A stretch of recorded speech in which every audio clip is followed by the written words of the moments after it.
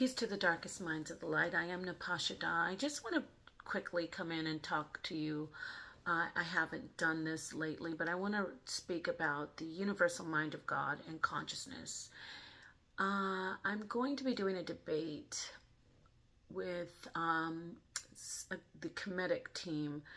Shout out to the team Kemet against R.I.S.E, and we're going to do a debate on cosmogony, the science of cosmogony and time. I've often spoken in the past about time travel, entropy, and different types of consciousness. I do want to speak about something I've also touched on, which is like quantum entanglement, as Einstein called it, spooky action at a distance. If we look at consciousness and entanglement in the aspect of thoughts, our thoughts being in this one universal mind, this imagine, if you don't feel comfortable using the word God, imagine just the universal mind, one line of mind, well, one globe, let's not say line, one globe of consciousness. And that consciousness is the embodiment of every single thing or being that can exist, not only in Earth as earthlings, not only in our dimension, but in infinite dimensions. We know of about 10 to 11, I think 10 to 15 dimensions right now, but we also understand that there are infinite dimensions. So imagine, just as neurons work, or neurotransmitters, I should say, work in the brain, we're talking about the microcosm, right? How neurotransmitters fire off, and then there are different synapses, connections in the brain, okay?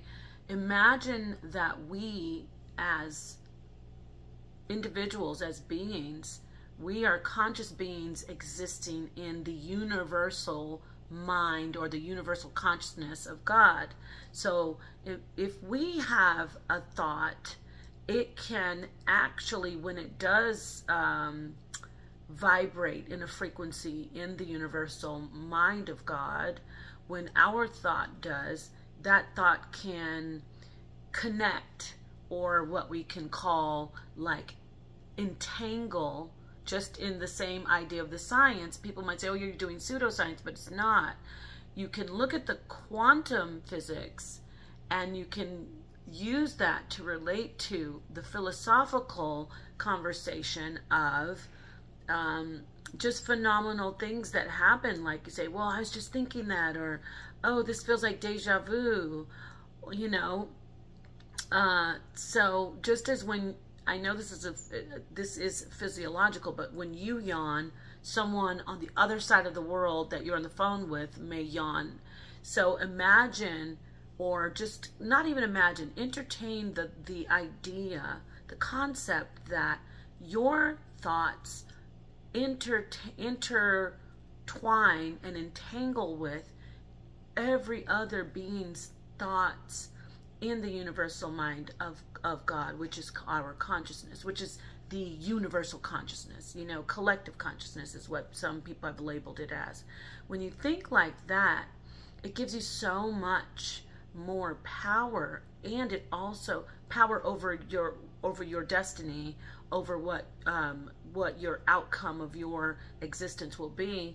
And it also gives you caution to say, okay, when I put out this thought, if it is harmful or negative, it will entangle with others, and then it will manifest a type of existence or a type of fate that may not be pleasurable for myself. So if I have an enemy, that even if the enemy continues to send me negativity and work toward destroying me, that thought is ultimately coming back to that enemy because it is entangled with my existence. And when we look at it that way, it goes back to a lot of ancient writings. Like I'll start with Ma'at, saying, you know, about being good and being loving and balanced toward everyone. I'll go to karma, of course, it comes back to you. And of course, the teachings of who people know as Jesus Christ, do unto others as you would have done unto you. Wow, so yeah, I just wanted to bring that up. I was thinking about that because of just my studies of consciousness and in the metaphysical, just my research and my research on also things in physics, like I mentioned, thermodynamics with entropy. I've mentioned that before. If I didn't mention it just now, I'm always saying entropy, entropy. I'm fascinated with entropy because it does say so much about entropy. When you look at entropy, you talk about chaos and beginning.